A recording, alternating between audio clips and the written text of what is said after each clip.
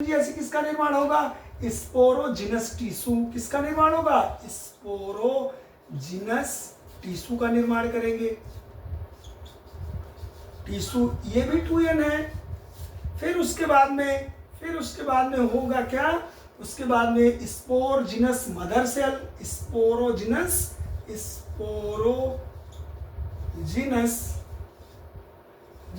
Mother cell, sporogenous mother cell. और ये क्या होंगी? इसमें होगी मियोसिस। इसमें कौन कंडीशन होगी? इसमें होगी मियोसिस। और मियोसिस जब होगी तो फिर बनाएंगे क्या? फिर बनाएंगी ये मदर सेल बनाएंगी। क्या बनाएंगी? Spore mother cell. Spore mother cell. और स्पोर मदर सेल में होगा क्या? ये होगी मियोसिस। और मियोसिस होगी तो 4 सेल बनेंगी और 4 सेल क्या करेंगी? ये फिर जर्मिनेट होंगी। यानी किसका निर्माण करेंगी? ये जर्मिनेट होंगी। तो इस तरह से हमें स्पोरोफाइट मिलते हैं। आइए एक बार हम फिर से देख ले रहे हैं। अगर हम प्लांट्स को देखते हैं, प्लांट्स में मेरे 2 कंडीशन होती है। एक होते हैं गैमेटोफाइट यानी गैमीट, और गैमीट आगे चल के किसका निर्माण करते हैं? स्पोर का। और जिनको हम स्पोरोफाइट कहते हैं। एक प्लांट्स में अगर देखते हैं तो सारी कहाँ तक? हमें स्पोर मदर सेल तक होगी क्या? 2n होंगी यानी डिप्लॉइड सेल होगी। और इसमें होगी मियोसिस, और मियोसिस होगी तो टेट्राएड बनाएंगी यानी 4 सेल बनाएंगी, और ये 4 सेल जर्मिनेट हो गए, नया प्लांट्स बनाएंगी। आइए आगे देखते हैं। अब हम अगर आपसे कोई पूछ ले what is the largest flower, कोई बता सकता है कि लार्जेस्ट फ्लावर कौन सा है? कोई बताए इसमें what is the largest flower in the world? What is the largest flower? Largest flower. आइए अब आगे देखते हैं। अगर हम देखते हैं क्या, अब हमें देखना है फ्लावरिंग प्लांट्स में कौन से पार्ट? हमें देखना है प्री फर्टिलाइजेशन। और प्री फर्टिलाइजेशन में सबसे पहले हम किसको देखेंगे? हम देखेंगे मेल पार्ट्स। यानी मेल पार्ट्स कौन सा है? एंड्रोसियम। और एंड्रोसियम का क्या कार्य है? आइए हम इसके बारे में देखते हैं। अगर आपसे कोई पूछ ले कि व्हाट इज एंड्रोसियम, तो androecium is the male reproductive part of the, क्या है? Androecium is the male reproductive part of the flower. क्या है? Androecium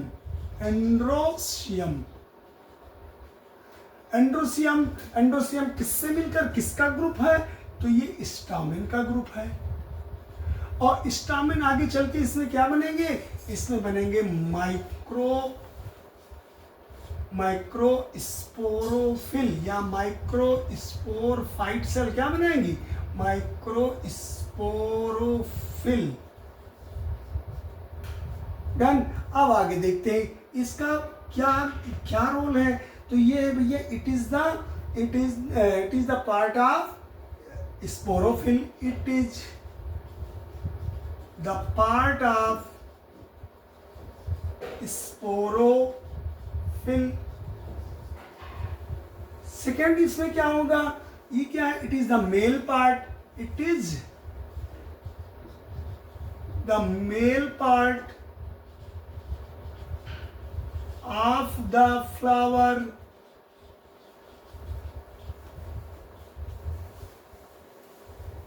It is made up of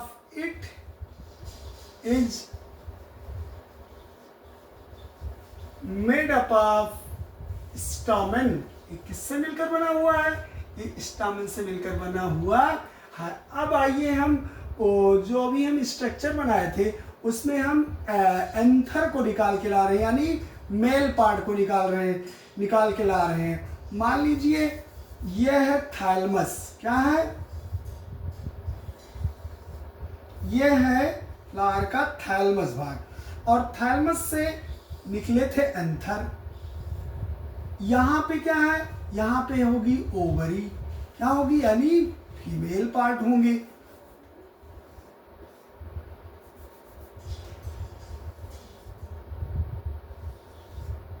ये होंगे फीमेल पार्ट। और यहाँ पे लगे थे कैलिक्स, फिर लगे थे कोरोला। अब आइए देखते हैं, ये है फिलामेंट, फिलामेंट, और ये है एंथर। ये क्या है? ये है एंथर, एंथर। आइए एक और कंडीशन देखते हैं। कभी किसी किसी फ्लावर में या किसी प्लांट्स में जो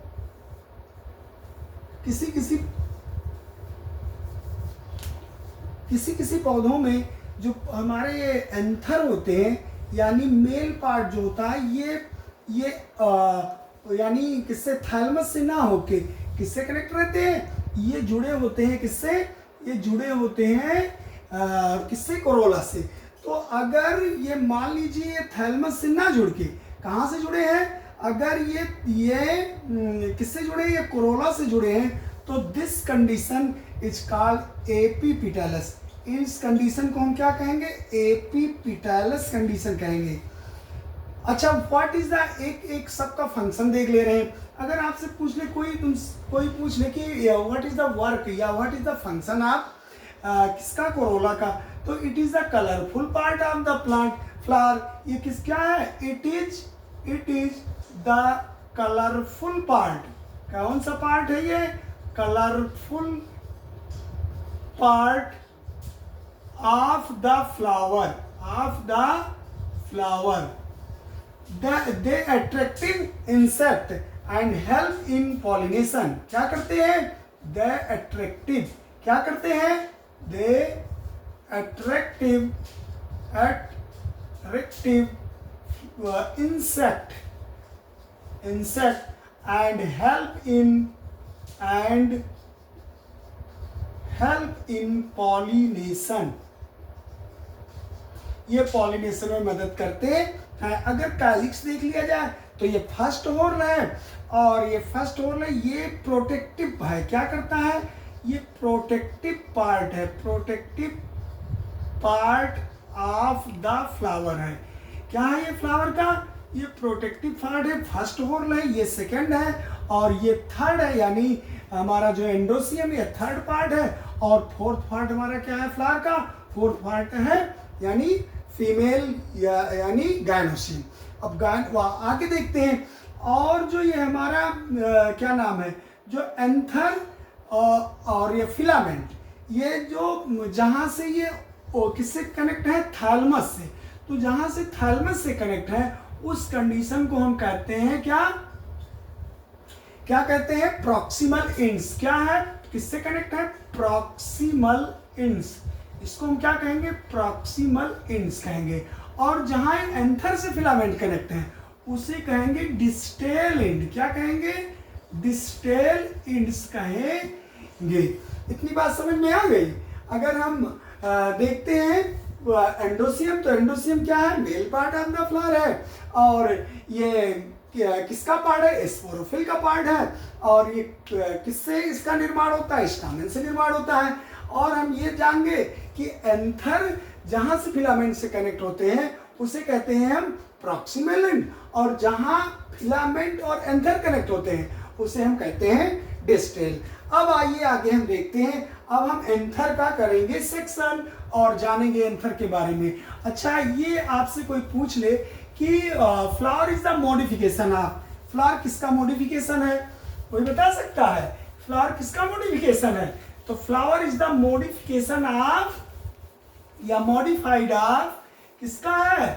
तो ये मॉडिफिकेशन होगा सूट सिस्टम का। यानी हमारे पौधे का जब निर्माण होता है तो सीड में दो पार्ट होते हैं, एक होता है रूट सिस्टम और एक होता है सूट सिस्टम। तो अगर आपसे कोई पूछ ले कि flower is the modification of, flower is the modification of, ये किसका मॉडिफाइड रूप है? तो फ्लावर है मॉडिफिकेशन ऑफ सूट सिस्टम का। किसका है? सूट सिस्टम का है। अब आगे देखते हैं। हम क्या नाम है, हम बात कर रहे थे किस पे? हम मेल पार्ट पे कर रहे थे। मेल पार्ट में ये क्या था? ये था फिलामेंट और ये था एंथर। एंथर अब इसको हम निकाल के बाहर ला रहे हैं एंथर को। एंथर को अगर देखते हैं तो इसमें क्या होते हैं, ये बाइलोब्ड होते हैं। कैसे होते हैं, बाइलोब्ड होते हैं, यानी इनमें दो लोब होते हैं, ये बाइलोब्ड होते हैं। और जब इनका हम फिर सेक्शन करते हैं तो इसमें मुझे ये कंडीशन दिखाई देती है, यानी थीका दिखाई देते हैं, जिनको हम टेट्राहेड्रल कहते हैं। ये क्या है, थीका, और ये थीका कैसा है, ये डाईथीकस है, डाईथीकस कंडीशन इसको कहेंगे, डाईथीकस। और ये क्या बना है, फोर चेम्बर, यानी क्या कहेंगे, टेट्राहेड्रल्स। क्या कहेंगे, टेट्राहेड्रल्स कंडीशन। अच्छा, बहुत से पुष्प जैसे मालवेसी फैमिली के अगर पौधों को देखते हैं तो क्या होते हैं, मोनोथीकस होते हैं। क्या होते हैं, डाईथीकस नहीं होते। This condition is known as monothecous condition. कौन सी कंडीशन है ये, मोनोथीकस है। आइए अब हम फिर इसको अगर हम निकालते हैं इसके एक थीका को, तो मुझे इस तरह के कंडीशन दिखाई देती है। कैसी कंडीशन दिखाई देती है, इस तरह से कंडीशन मुझे मिलती है, यानी फोर चेम्बर मुझे दिखाई देते हैं। और फोर चेम्बर में हम देखते हैं कैसे एक दूसरे से कनेक्ट हैं। तो ये भैया जो ये कनेक्ट है, ये है कनेक्टिव पार्ट। क्या है ये है कनेक्टिव पार्ट। और इसकी आउटर लेयर को हम क्या कहते हैं, इसके आउटर लेयर को हम कहते हैं एपिडर्मिस। क्या है नाम इसका, एपिडर्मिस, एपिडर्मिस। और ये नोट कर चुके हैं, यहाँ पे इसको क्लीन कर दे रहे हैं। यहाँ पे देखिए ध्यान से, ये है आउटर लेयर, इसकी क्या है, ये है एपिडर्मिस। और जो सेकेंड लेयर है ये है एंडोथीसियम। ये क्या है, एंडोथीसियम। और थर्ड लेयर है मिडिल लेयर। क्या है ये, मिडिल लेयर। और सबसे इंटरनल लेयर में क्या है, टैपिटम। क्या है ये है टैपिटम। और टैपिटम का बहुत बड़ा रोल है, जो पॉलन ग्रेन्स को नरिशमेंट करती है। क्या करती है, नरिशमेंट, यानी उसकी देखभाल, उसका पोषण कौन देती है, उसको पोषण देती है टैपिटम। और इन पूरे पार्ट को हम क्या कह सकते हैं, इनको हम कह सकते हैं माइक्रोस्पोरेंजिया, माइक्रोस्पोरेंजिया। अब आइए, अब इसके अंदर अगर हम देखते हैं किसके, टैपिटम जहाँ पे, वहाँ पे हम निकाल के लाए तो मुझे इस तरह की एक संरचना दिखाई दी, जिसको कहे हम क्या कहे, जिसको कहे हम माइक्रोस्पोर मदर सेल। अभी तक जितनी भी सेलें आपने बनाई, जितनी भी लेयर बनाई, ये सारी क्या है, ये सारी 2n है। 2n मतलब समझ रहे हैं ना, 2n सब, ये सारी 2n है, अभी 2n, सारी 2n है, टैपिटम 2n, सारे 2n है। अब यहाँ पे क्या बनेगा, माइक्रोस्पोरोजिनस। क्या बनेगा, माइक्रोस्पोरोजिनस टिश्यू, माइक्रोस्पोरोजिनस टिश्यू। ये भी 2n है, यानी ये भी क्या है, डिप्लॉयड है। फिर इसके आगे क्या बनेंगे, इसमें होगी मियोसिस। इसमें क्या होगी, इसमें होगी इसमें नहीं, अब बनाएंगी, ये क्या बनाएंगी, ये बनाएगी माइक्रोस्पोर मदर सेल। क्या बनाएंगी, microspore mother cell, microspore mother cell. और ये भी 2n है। अब इसमें जब डिवीजन होगा तो बनाएंगी क्या, इसमें होगी क्या, इसमें होगी मियोसिस, इसमें होगी मियोसिस। और ये बनाएंगी क्या, ये बनाएंगी माइक्रोस्पोर। क्या बनाएंगी, माइक्रोस्पोर टेट्राहेड्रल्स। क्या बनाएंगी, माइक्रो 4 सेल बनाएंगी, यानी ये मियोसिस होगा तो कितनी सेल बनेगी, 4 सेल। और ये बनाएंगे माइक्रोस्पोर टेट्राहेड्रल्स। और फिर इन्हीं को हम कहेंगे क्या, इन्हीं को हम कहेंगे गैमेटोफाइट, या इन्हीं को हम कहेंगे पॉलन ग्रेन्स। क्या कहेंगे इनको हम, पॉलन ग्रेन्स। इतनी बात समझ में आ गई? देख लीजिए फिर से, हमने लिया था कहाँ से, बाइसेक्सुअल फ्लावर का स्ट्रक्चर बनाए थे, उसमें हम मेल पार्ट की बात कर रहे हैं। मेल पार्ट में एंथर और फिलामेंट, फिर हमने एंथर को निकाला। This condition is known as bilobed. इसका मैंने जब सेक्शन किया तो मुझे 4 चैम्बर दिखाई दिए। कैसा था? जो डाइथिकस कंडीशन थी, और डाइथिकस कंडीशन को जो हम देखे तो मुझे 4 चैम्बर दिखाई दिए। 4 चैम्बर की outer layer epidermis, second layer endothecium और थर्ड लेयर मिडिल लेयर। अच्छा, इन दोनों का क्या कार्य है? ये है प्रोटेक्टिव लेयर। क्या है ये है प्रोटेक्टिव लेयर, यानी ये प्रोटेक्ट करती है। और डिसेंट में भी मदद करती है, यानी स्फुटन में, डिसेंट में भी ये हेल्प करती, हेल्प इन डिसेंट, यानी कि रप्चर होने में, यानी उसको क्या नाम है, पॉलन ग्रेन्स को निकालने में कौन मदद करती है? ये मिडिल लेयर और एंडोथीसियम। हेल्प इन डिसेंट में हेल्प करती है। अब आइए आगे देखते हैं। फिर इसमें हुआ, ये सारी जितना सेल हमने बनाया यहाँ तक, ये सारी क्या थी? डिप्लॉइड थी। माइक्रोस्पोर मदर सेल में होगी मियोसिस, और जब मियोसिस होगी तो टेट्रेड बनाएंगी, और टेट्रेड जब बनाएंगी तो क्या बनाएंगे? माइक्रोस्पोर टेट्रेड जिनको कहेंगे, और इन्हीं को हम क्या कहेंगे? Pollen grains. आइए हम देखते हैं कि पॉलन ग्रेन्स का स्ट्रक्चर कैसा है, इनकी आउटर लेयर कैसी क्या है, किसकी बनी हुई है। आइए आगे हम जानते हैं। तब तक एक क्वेश्चन बताएंगे कि who is the father of embryology. Embryology के फादर कौन है? कोई हमारा स्टूडेंट बता सकता है? Father of embryology, father of embryology, father of embryology, father of embryology, कोई बता सकता है? अच्छा, father of Indian embryology, Indian embryology, embryology, कोई हीरो बता सकता है? तो फादर ऑफ एम्ब्रायोलॉजी हमारे कौन है? CF Bell. कौन है father of? CF Bell father of embryology है। और अगर इंडियन देखा जाए तो पी माहेश्वरी।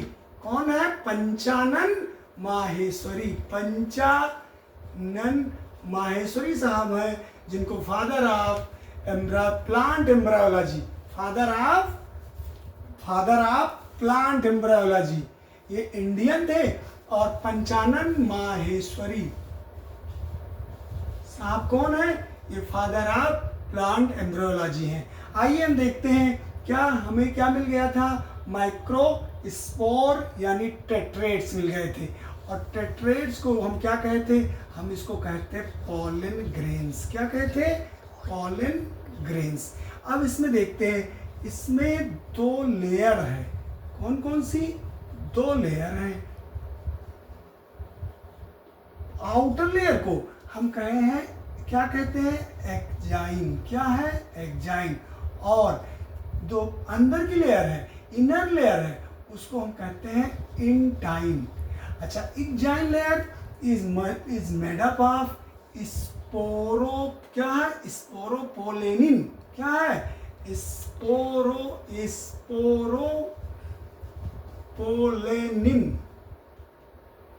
पोलेनिन। और जो इंटाइन है ये है सेल्यूलोज प्लस किसकी? पेक्टिन की बनी होती है।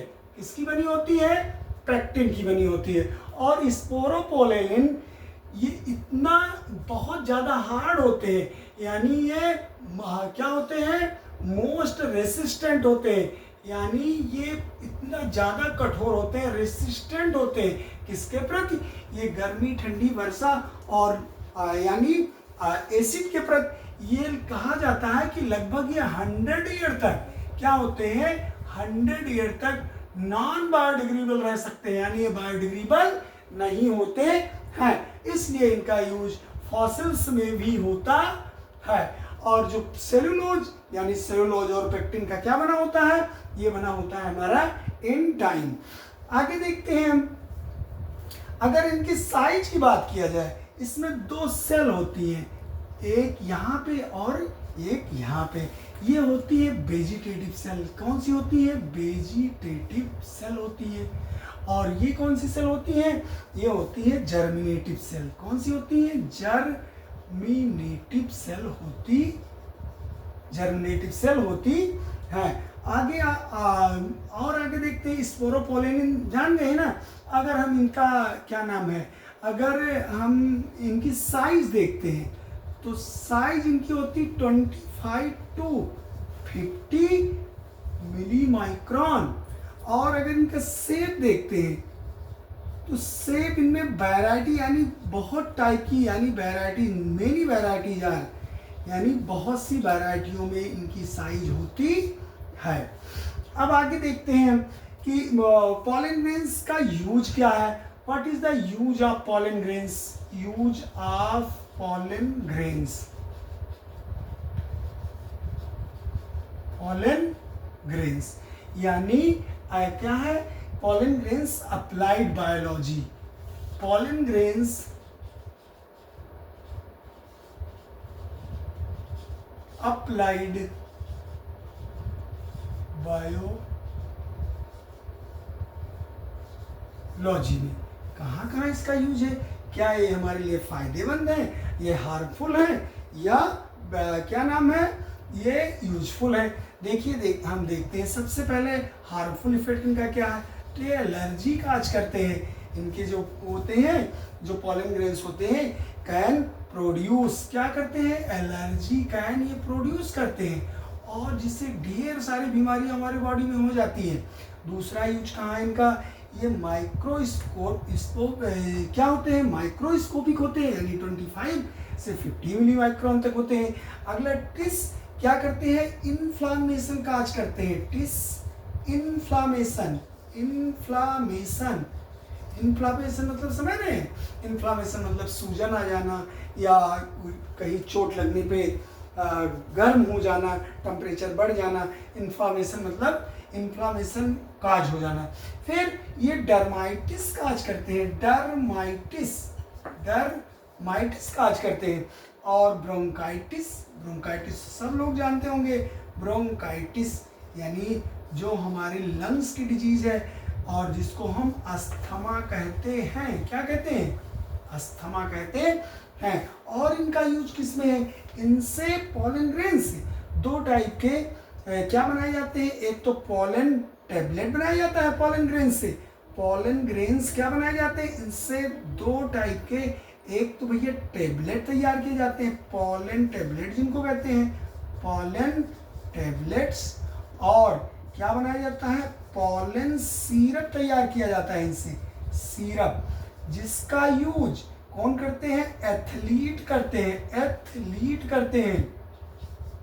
और कौन करता है, और रेस हॉर्स करते हैं, यानी जो घोड़े जिनका यूज हम खेल वोल में यूज करते हैं, तो उनको दिया जाता है, रेस हॉर्स इनका यूज करते हैं। अच्छा, इंडिया में सबसे ज़्यादा कहाँ से आए, आप लोगों ने सुना होगा, एक ग्रास थी जिसका नाम था कांग्रेस ग्रास। अच्छा, कांग्रेस ग्रास का मतलब क्या, जब ये यूएसए से, जिसको हम पार्थेनियम ग्रास भी कहते हैं, पार्थेनियम ग्रास भी कहते हैं, यानी जब हमारी इंडिया में किसकी गवर्नमेंट थी, कांग्रेस की गवर्नमेंट थी, और उस टाइम कहाँ से, यूएसए से क्या मंगाया गया था, व्हीट यानी गेहूं मंगाया गया था।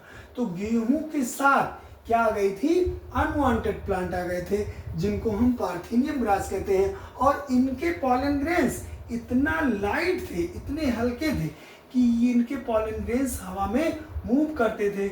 और उस टाइम लगभग जब ये मान लीजिए 60 और 70 के आसपास में, 1960-70 के आसपास में जब गेहूं यूएसए से लिया जाता था, तो उस टाइम हमारे इंडियंस में ये बीमारी बहुत ज़्यादा होती थी। तो बच्चों, क्लास हमारी कैसी लगी, क्लास अगर हमारी अच्छी लगी हो तो आप जो है सब्सक्राइब, लाइक और शेयर जरूर करें। थैंक यू बेटा।